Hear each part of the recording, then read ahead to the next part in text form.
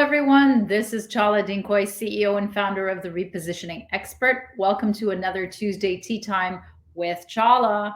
Tea time, it's not really tea. Okay, I'm having my protein drink again. I'm going to be on a beach in 8 days. I'm going to be on a beach in 8 days. Oh my God, it's getting less and less and less. And so it's been a hectic day. My time machine, which is my backup for my Mac, has stopped connecting. So I had an appointment at the Genius Bar for 2 days in a row. I've been trying to get into the Genius Bar and I forgot my time machine. So I had to run back.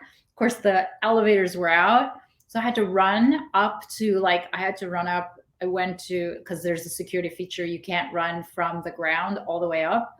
You have to know how to get up to the third floor and then run up from there. So I had to run like 14 floors. And oh my God, I got back there and I was like, did you bump me? Did you cancel my appointment? And they're like, no, it's fine. You're not late enough. And pretty much the guy said it's fried. It takes about $500 starting to go to a recovery expert. So I'm like, okay, I got to get a new one. So it's been a minute since I got down. And so let me take a sip after telling you all that story. Oh, I needed that. Okay. The protein. I'm trying to increase my protein, increase the fat burn. Nothing can change in really 8 days unless you go on to an extreme diet of maybe about 1,000 calories, which I can't sustain working out on that, but I'm doing my best. I'm doing my best. I'm probably doing some wrong things. Eventually, I will have to get into a serious reverse diet where I will not fit into any clothes. I will definitely have to size up for like 6 months to a year.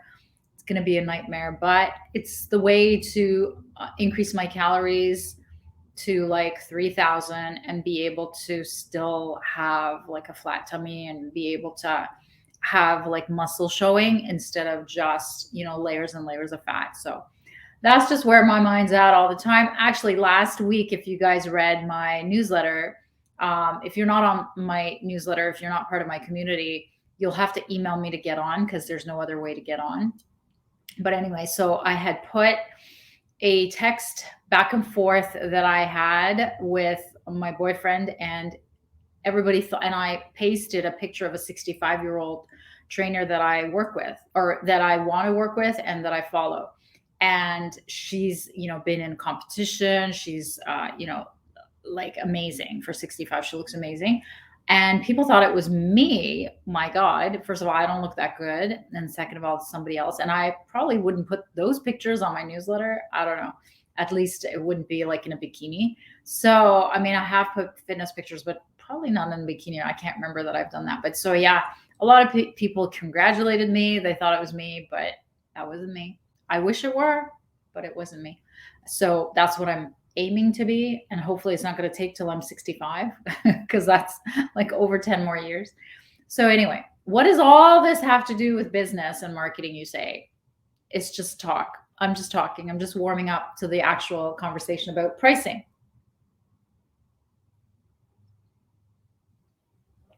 And I'm super thirsty again. So just keeping the protein going.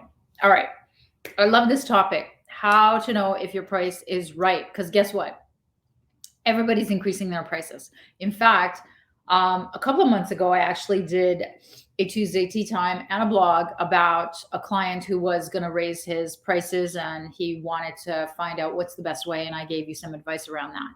Now, this Tuesday tea time, this topic is about how do you actually know if it is your prices are right. And this is only for the people that I specialize in, which is B2B service-based companies. Because if you're selling a widget, you know exactly how much you're getting it for, you know how much the manufacturer is going to charge you. They're going to, what the transportation is, what your margin is, and so on. But when you're selling your brain, your ideas, your time, and there's nothing like no widget, no tangible anything, it's really hard to know how to price yourself. So here are some of the ways, and these would apply to B2C as well, very, very well. So my audience are usually B2B, but if this applies to you in your B2C, take this advice to heart as well. So the high inflation has made sure that almost every part of life has, been affected, whether because of the post-pandemic, supply shortages, or because of, the war, and all of the inflation that's happening in the world has affected everything. So, but what does that have to do with your time? You can't really justify by saying it's my time. I'm, because of the conditions now, gonna make you pay more. And you don't necessarily know whether you're priced right or wrong because there's an inflation. Everyone's putting up their prices. Here are the 3 ways that I know if you've got the right pricing or if you're under or over. So the first one is, are you increasing your profitability consistently? Because even though there may not be hard costs to what you sell, there's definitely could be hard costs to your business. So your vendors, whether they sell you products or services, could be putting their prices up. Travel could be affected. The services that you buy could be affected. So when you look at that whole profitability, is it constantly going up, or have you been the same profitability year over year over year, and you're just like sort of stuck and stalled? And by profitability, the percentage of profitability, if it's maintained, that's great, but that's only great if your top line is growing. So then the net of your bottom line grows as well. But what I'd like to see in a client is constantly growing net dollars of profitability. So if that's not in place, there's one question of whether we need to increase our prices. So let me take another sip.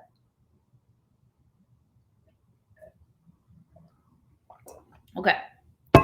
The next way that I can tell if you're priced right or not is, are you working long hours that hurt your health, your relationships, and the amount of fun that you're having?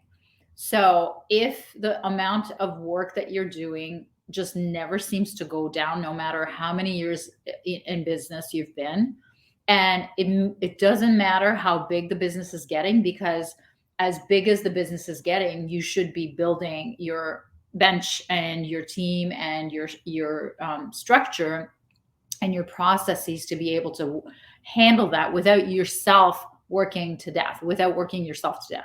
So one of the biggest signs of a client who is working too many hours is that they're charging too little. So that's another big red flag for me. Okay, so the third one is, do you have competitors who do the same thing that you do pretty much, who charge a lot more than you do? So are you in competition with people who actually can charge more than you do?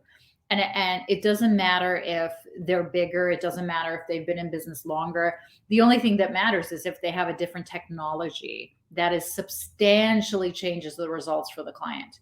Other than that, I'm going to tell you that you are not priced correctly if these 3 things are not in place or not happening for you. Now, the big thing is, how do you change that, right? How do you change your pricing?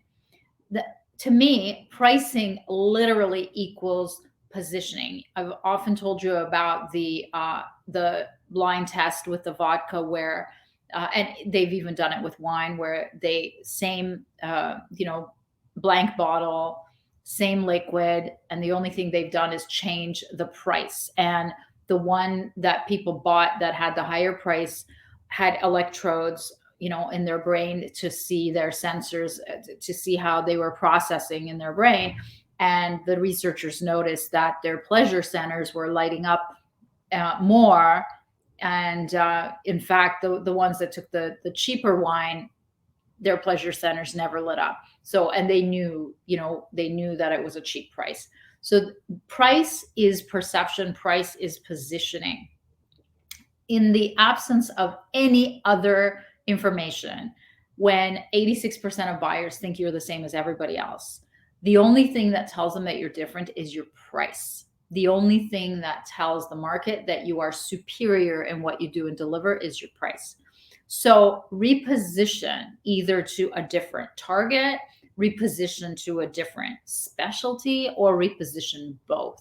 So what we call changing both is called super niching into repositioning your super niche. So that's the number one way that I work with clients. Is that's the first thing we do is first 2 to 4 weeks out the gate, we look at who needs us the most, what is the most expensive pain point, and then how can we sell them something really expensive so that it, helps a very, very immediate need for a large percentage of the population who's willing to pay for that right now. So that's number one, is price and repositioning. Number two is, this is really a big one, and I talk about this all the time because I have paid, over $100,000 to get this fixed in my mindset, and now I teach my clients how to get over this poverty mindset. So let me tell you about this after I take a sip. I hope you guys are all doing like a drinking game where you're taking a sip every time I do.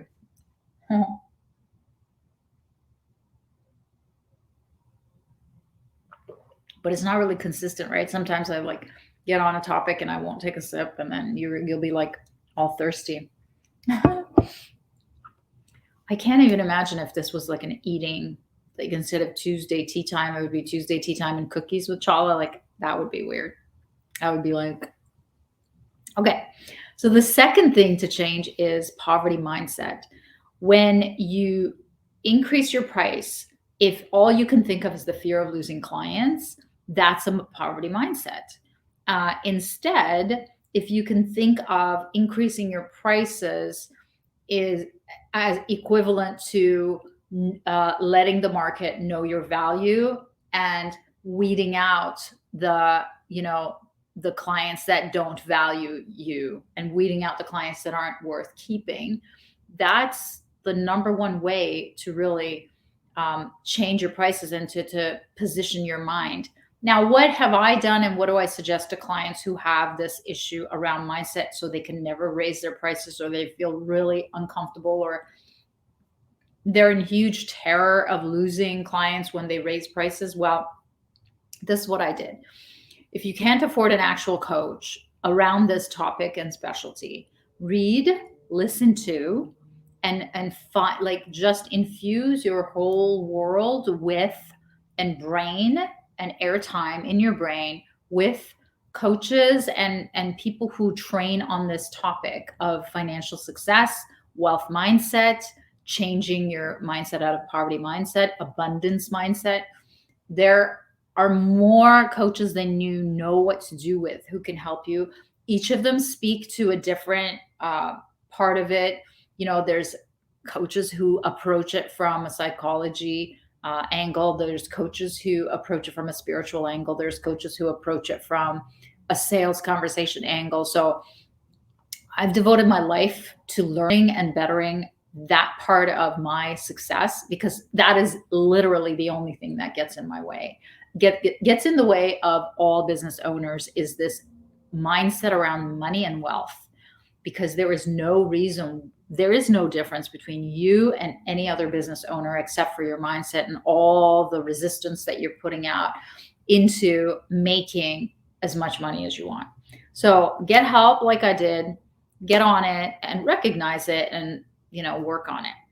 The third advice that I have to write your prices, if in fact they're wrong, is develop a kick butt differentiator. Because remember, 86% of buyers can't tell the difference. But think of when Swiffer launched. Swiffer was the only cleaning product of its kind that was disposable and cheap. So it was super convenient to use. That it was the only one of its kind and the first of its generation, where everybody else knocked off afterwards. Now, I'm not saying you have to invent something in your category, especially if you're a B2B service-based product, but we have ways of differentiating you.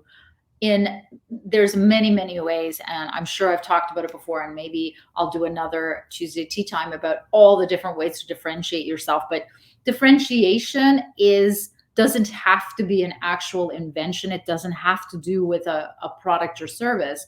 It can be an impression, it could be a positioning, it could be a marketing thing. So there are many, many ways of differentiating yourself, but you have to develop a kick butt differentiator if you want to be able to raise your price, because there is no reason why anybody would pay more for you if they don't perceive a difference or a value, an improved value, versus all the others who do the same. And most likely companies already have someone who's doing what you're doing, unless you are the Swiffer and you've invented something completely cool. The next way to increase your prices or change your prices is to become excellent at your niche. So how do you do that? Is remember the 10,000 hours, according to Malcolm Gladwell's Outliers, that book called Outliers, when he talks about, he goes through, the Beatles, and he goes through all the tech gurus like Bill Gates and Steve Jobs, about how they literally, there's nothing special about them. They literally had to do 10,000 hours of the same thing. And they were so dedicated to it and so into it that they also had the means to be able to do it when others didn't. So that's what it's about, is that when you just pick one problem to solve and one industry to solve it in, and you start to dedicate yourself to doing that over and over and over again, then you develop case studies and benchmarks of what it was like before and what it's like after you did the work, and networks and every type of expertise. So then you can brag about it, blog about it, broadcast about it. But it starts with a specialty and it starts with niching. So when you become excellent at your niche, it doesn't matter who you are, what your nationality is. There is nothing better than excellence. And I often say this to my clients who are like, Chala, I have an accent. I feel like I'm not playing, on a level field. Chala, I feel like, I'm a minority. Chala, I feel like I'm not from here. So all these things that people are stacking up in their mind, it's irrelevant. In fact, that I used to teach at prisons, right? And this is what I used to tell them, that nobody cares who you are or where you come from if you're excellent at solving their problem. They just want you to stop their pain. They just want the solution. So when you become excellent, you can write your ticket, you can write your check, like you can command the price that you want, but you have to become excellent at what you do. But in order to become excellent, you have to specialize in what you do, because everything is a perception, right? You may know that you're an unsung hero in, the industry, but if nobody else knows, when, a tree falls in the forest and nobody's there to hear it, did it really fall? Are you really excellent at what you do if nobody knows about it and you're just talking to yourself? So those are some of the ways that you can literally charge whatever you want and write your own ticket. And I've got the last one, last advice I have to be able to change your price if it's not right, is let your visibility and marketing make you look bigger than you are. So this is, I call it perception marketing. And a lot of lifestyle marketers do this. Like a lot of coaches will show you, and it's funny because some of them are fake, right? They'll rent a car, Porsche, BMW, whatever, Ferrari, and they'll pose in front of it and pretend it's theirs, or they'll rent an Airbnb and pretend it's their home. I'm not saying to do that, but I'm saying that the more visible you are with things like this, or with executive roundtables, or with speaking, public speaking at conferences, or just even any type of visibility that you can do on your website, on your marketing collateral. I once had a coach who was so, convinced me so much of the value of visibility, and he was a high ticket sales coach. And I mean, he for his event had made lip balm with his picture on it. So, I mean, he had taken it to the extreme, but visibility means money in marketing. And when you're visible, and especially it's within the context of your specialty, of what you're excellent at, then you give the impression of being much bigger than you are. So go ahead and take my advice and implement these things. If first of all, diagnose whether your prices are too low or if they're, fine.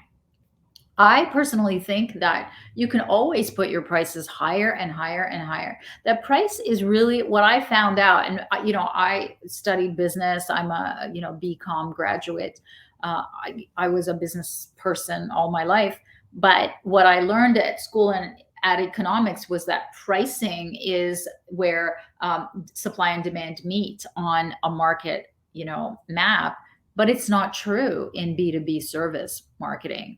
What I found is what your brain can dictate and your mindset can handle and ask for, that is the right price.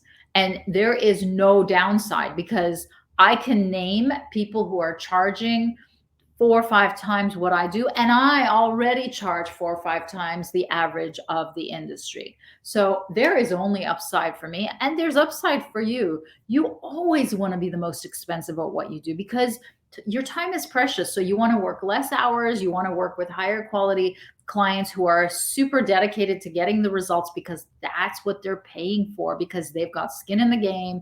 And it all helps your perception, right? It makes you look bigger, it makes you look more professional.